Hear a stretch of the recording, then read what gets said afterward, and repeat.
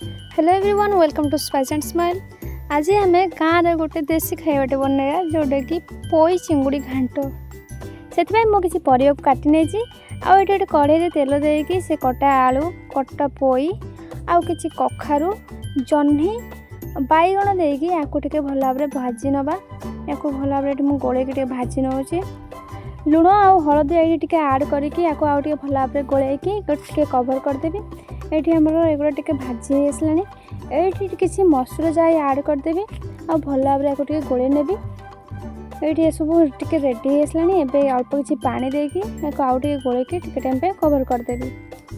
एबे परिबा आ डाली सब टे सीझी आसला एबे पोई पत्र किसी रखी से काटिक देदेवी। तो या सब गोलैकी आउ टे टाइम पे कवर करदेली। तो सब एबे भल भाव हो सारा या बाहर करनवा। तो आपको गोटे प्लेटर काढ़ी देकी कड़े को सफा करके आउ टे तेल पकईकी से किसी चुंगुड़ी छोट छोट चुंगुड़ी रखी ये भाजी नेबी।